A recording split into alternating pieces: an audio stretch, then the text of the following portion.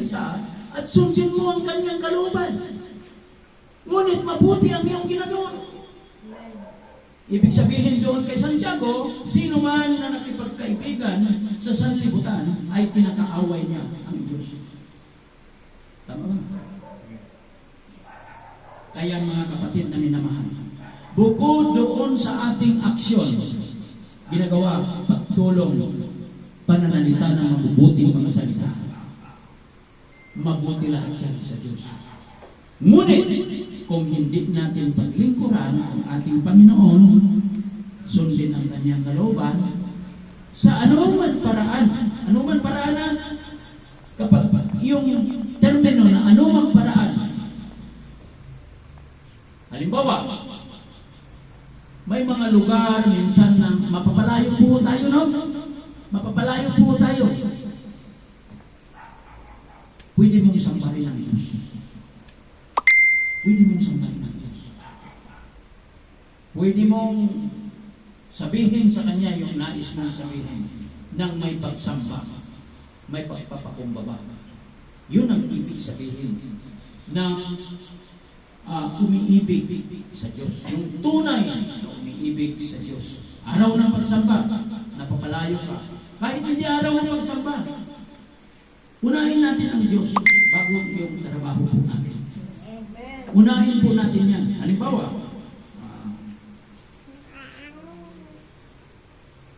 linggo na. Malapit ng linggo. Nasa Biyernes ka na. May pagitan pang isang araw bago maglinggo. Ang dami kang sang katerbang labada. No? Sang katerbang labada. Naisip mo ngayon, maglalaba ka. Pero mayroon ka pang ibang ginawa, hindi ka nakapaglaba. Dumating ngayon ang linggo. Next time na lang. Next time na lang ako magsamba kasi marami ang labahan. May estudyante, may mga pagtrabaho, may mga marami. So, inuuna mo ang laban. Sabi ng Diyos, huwag kayong sasamba sa mga Diyos-Diyosan. Tama ba? Huwag kayong sasamba sa mga Diyos-Diyosan. Hindi lang yung larawan doon ng Diyos-Diyosan, mga kapatid. Pati trabaho pa na, Diyos-Diyosan niya. Pati yung tao na tumatawag sa'yo, nag-aalok sa'yo sa araw ng pagsamba. Diyos yun. Diyos yun sa buhay mo. Hindi yung Diyos na lumikha, kundi Diyos sa sarili mong pastor. Kaya minsan, dumaranas tayo ng pagkabigo dahil sa ating ginagawa. Gusto ba natin hindi mabigo? Kailangan natin sariwain natin ang pag-ibig natin sa Diyos sa ating puso. Sinubok na, subok na sa buhay natin na tayo'y pinapanatangan. Amen ba? Nasubok na niyo ba? Subok na sa atin na tayo po ay pinaparatangan. Sinasaktan.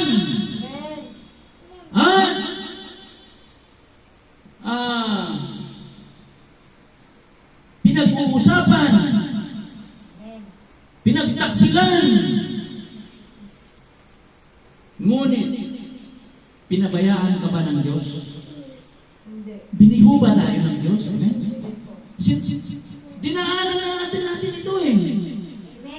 Itinakwil na wala naman tayong ginawang hindi mabuti sa kapwa.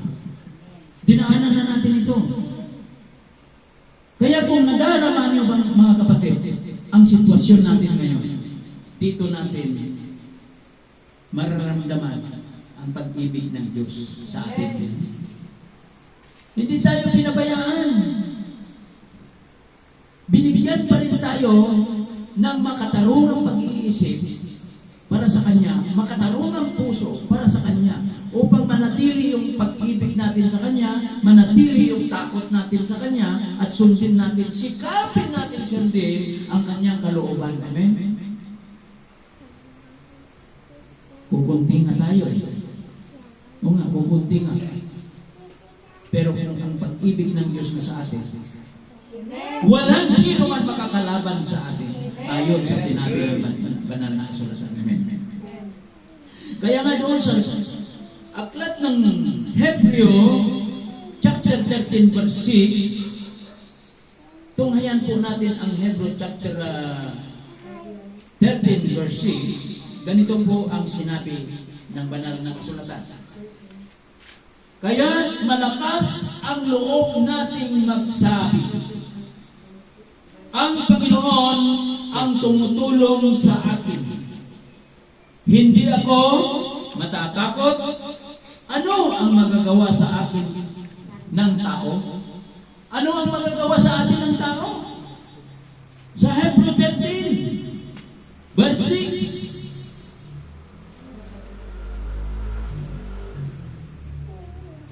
Kaya malakas ang loob nating magsasabi, ang Panginoon ang tumutulong sa akin. Hindi ako matatakot.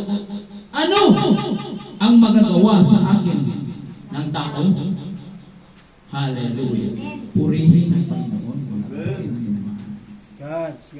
Hindi kayo babagsak ng Diyos. Hindi kanya ilulugmok. Basta ang kanyang presensya na sa puso mo, may pag-ibig ka sa kanya, ibabangon kanya, mga kapatid na minamahal.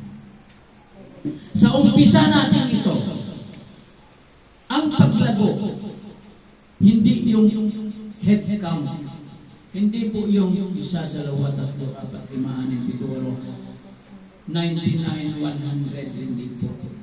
Ang paglago po ng isang tao na sumasampalataya at may takot sa Diyos, yung karunungan espiritual. Amen?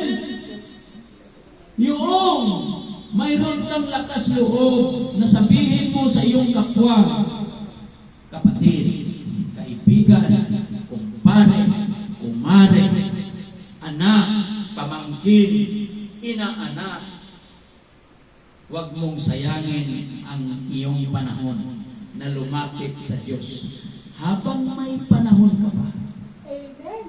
Amen? Anong gagawin ko? Sumama ka sa akin. Sumama ka sa akin. Kapag may naisama ka, nandyan naman mga elders.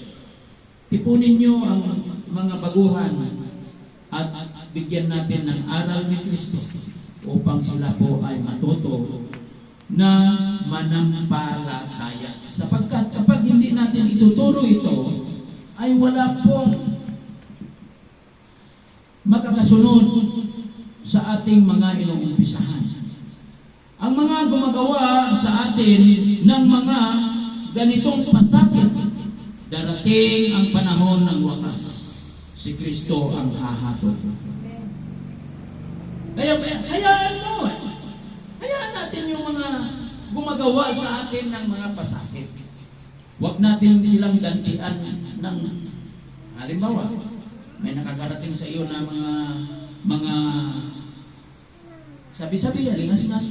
Hayaan mo na lang yan. Huwag mo nang susugudin doon. Kung nagkasalubong kayo, batiin mo.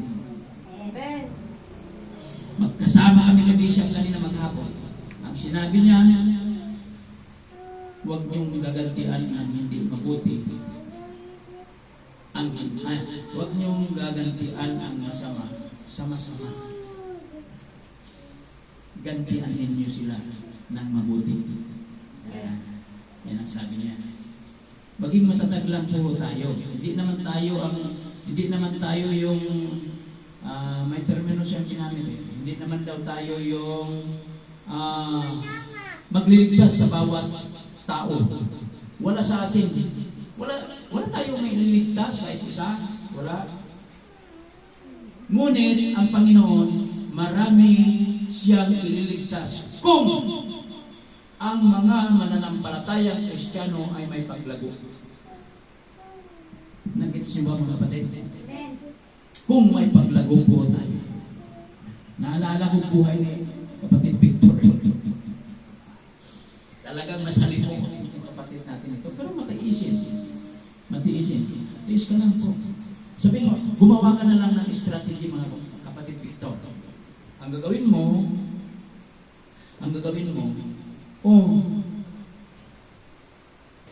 kayo ang, pagdating ko pa lang doon, tinatanong na kayo may pastor. Totoo naman, di ba? Kumusta yung mga anak mo doon? Manugang mo. Kayo, lalo na ikaw lalo, lagi ang tinatanong ni pastor kapag nagkikita kami, lalo na kung nandoon kami sa church. Hindi kayo nakakalimutan eh. Kasi ayaw nyo magpakita. Strategy po yun. Para dito makakarinig sila ng aral patungkol sa paano ba manampalataya. Kaya mga kapatid na minamahal, ang mga gumagawa sa atin ng hindi mabuti, nagbibigay sa atin ng pasakit sa ating damdamin. Huwag mag-alala. Darating ang panahon. Ang Panginoong Jesucristo ang hahatol sa ating lahat. Sapagkat mayroong dalawang hatol naghihintay sa atin sa darating na paghuhukom.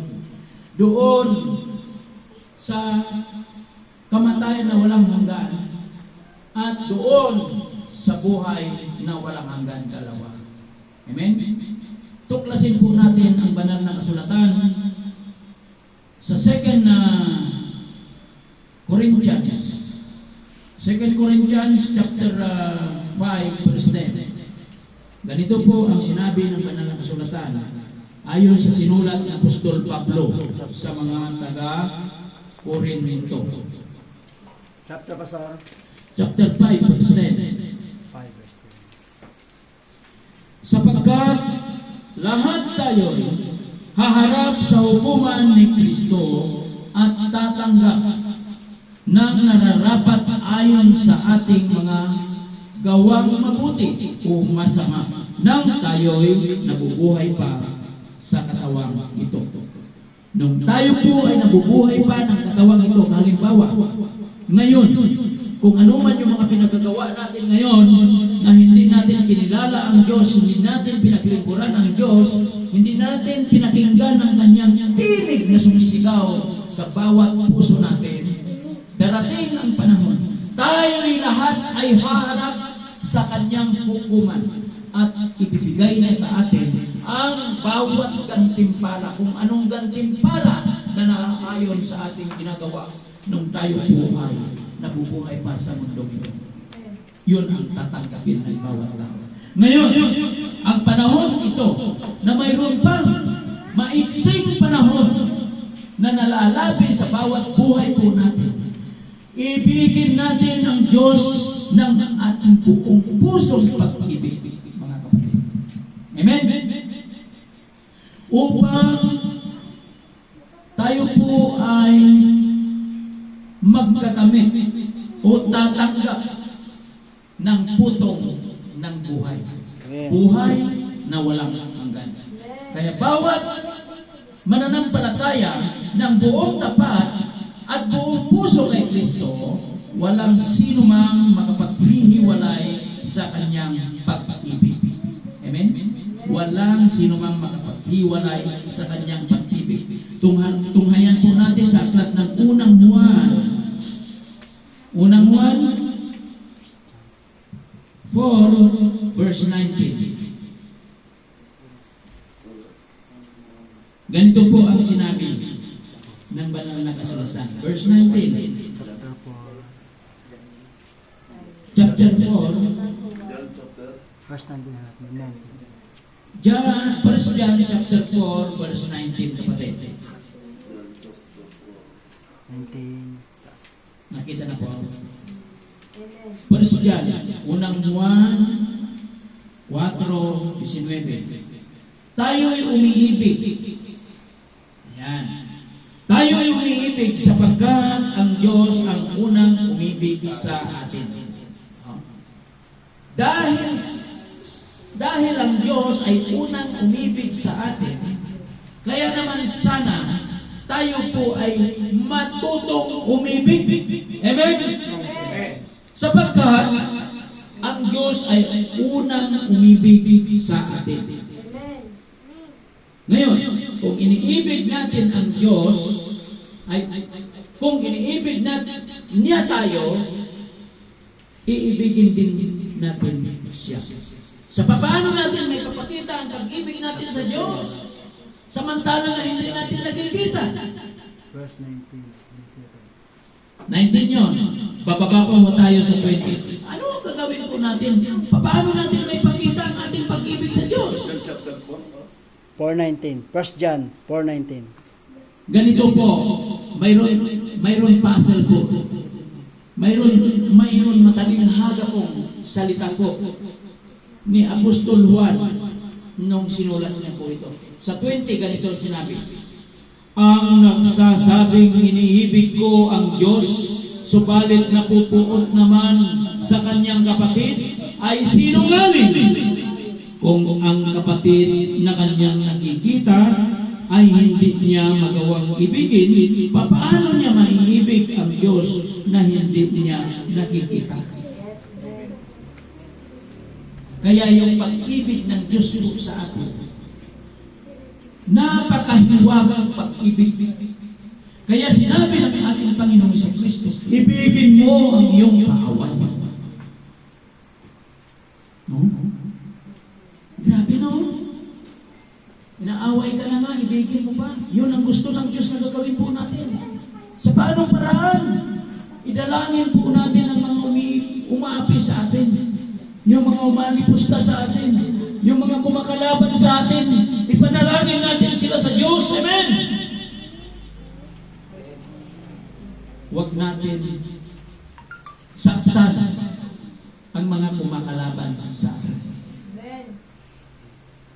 Huwag natin sila kalabanin sa pamamagitan ng mga masamang gawa ang mga kumakalaban sa atin, kundi ipanalangin po natin sila sa Diyos na umiibig sa atin.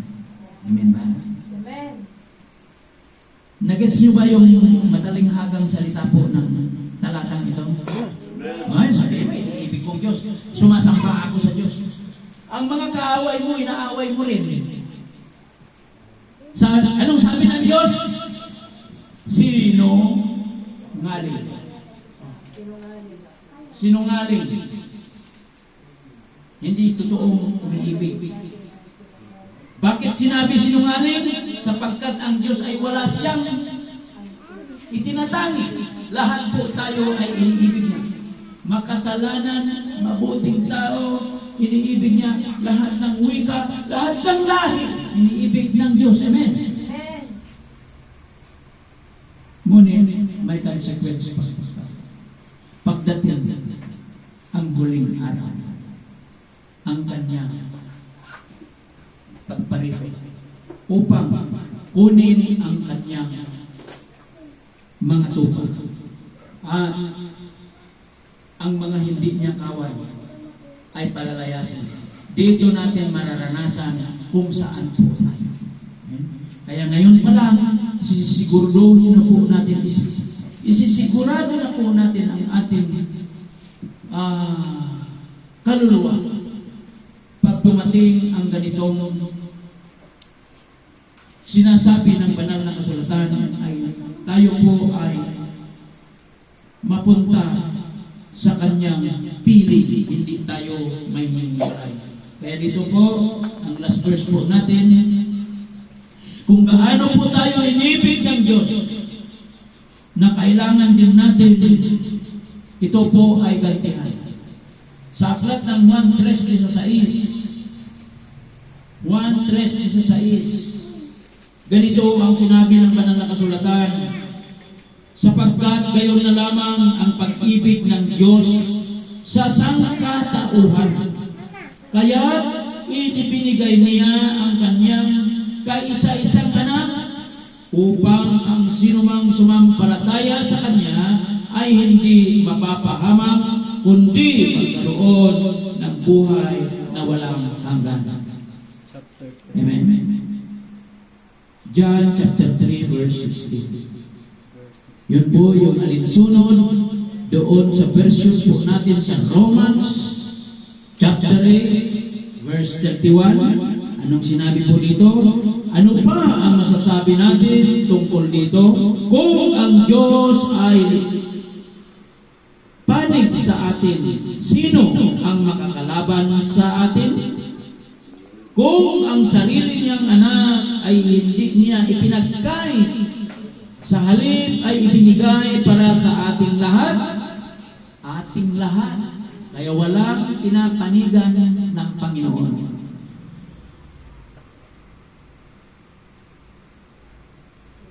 Hindi kaya niya ibibigay ng masagana sa atin ang lahat ng bagay.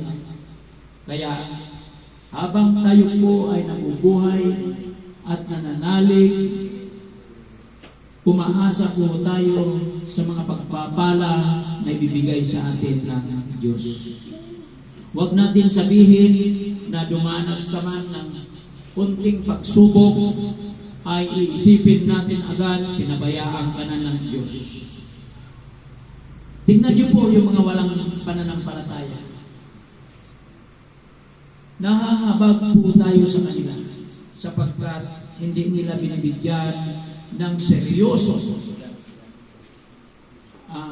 pag-unawa ang salita po ng Diyos. Sabi nila, kung magsisimba, wala naman lang din nangyayari. Yun ang mahirap. Hindi naman ang Diyos, kapag sumimba ka, pagdating mo sa bahay mo, ay bubuksan mo yung sisidlan mo, mayroon doon pera, o mayroon doon anuman bagay para sa iyo. Hindi po. Ang Diyos, kapag binigyan ka ng pagpapala, dumadaloy po sa isipan po natin yan. I-remind po niya yung kwan, i-remind pa niyo yung, ipalaala niya yung kwan, yung pagpapala na binigay niya sa'yo. Kasi noon pa man, binigyan ka na ng pagpapala. Habang lumalaki ka, lumalago naman yung pagpapala. Wisdom, kalaman. Yun po yung ikalakal po ho natin, amen? Sa abot, makakaya po ho natin, amen? Ganun magbigay ng pagpapala ang Diyos. Unfair naman kung nagsimba ka, buksan mo yung mga, mayroon ng laman ng pera doon. Hindi po. Dadaan po tayo sa matinding challenge. Kung tayo po talaga may pagsunod po tayo. Kung talaga ba na kinikilala po natin yung talento na binigay po ng Diyos sa atin. Amen? Pagpapala. Ito po ay sarili kong interpretasyon na kapag tumanggap ka ng pagpapala sa iyong pagsisikap, trabaho, negosyo, gamitin mo yan sa tamang paraan. Eh yung iba kasi kapag nakatanggap na sila, anong ginagawa? Sugal, bisyo. Yung blessing, aalis na yan. Tingnan nyo. Yung kinikita nila, kulang na kulang kahit malaki. Walang blessing. Kasi inuuna busy. Kaya, kung tayo po ay manatili bilang mga anak ng Diyos, ay hindi mangyayari sa atin ang matinding paghihirap. Sapagkat mayroon man po konti, pinagkakasya po yan ng Diyos. Balikan po natin bago tayo mag-close. Yung unang version po natin, ano pa ang masasabi natin tungkol dito kung ang Diyos ay panig sa atin? Sino ang magkalaban sa atin?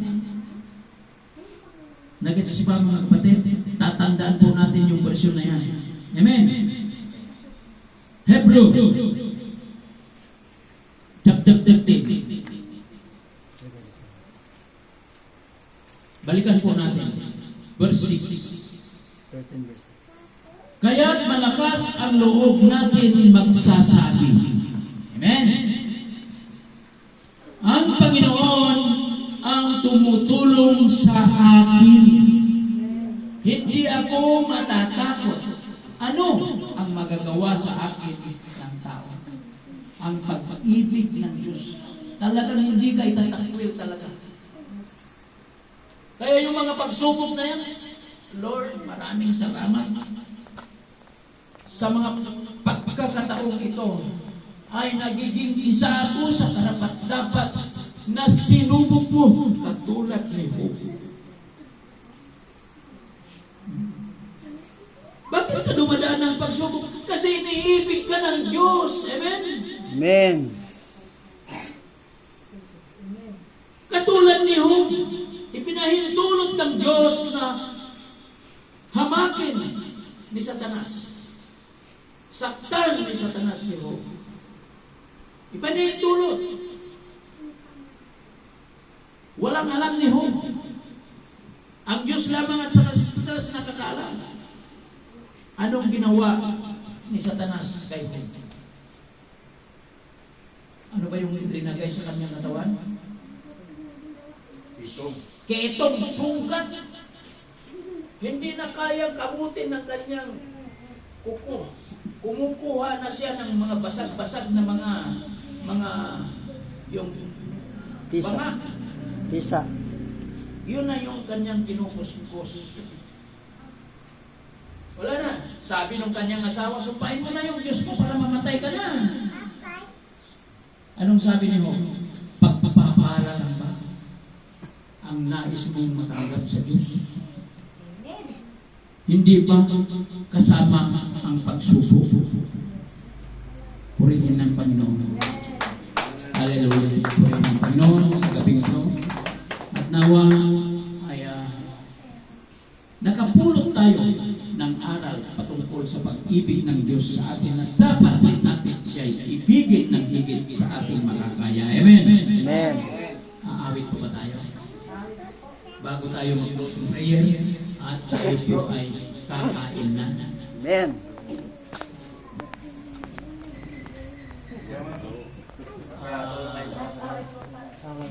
Yung may mag-birthday na kwan,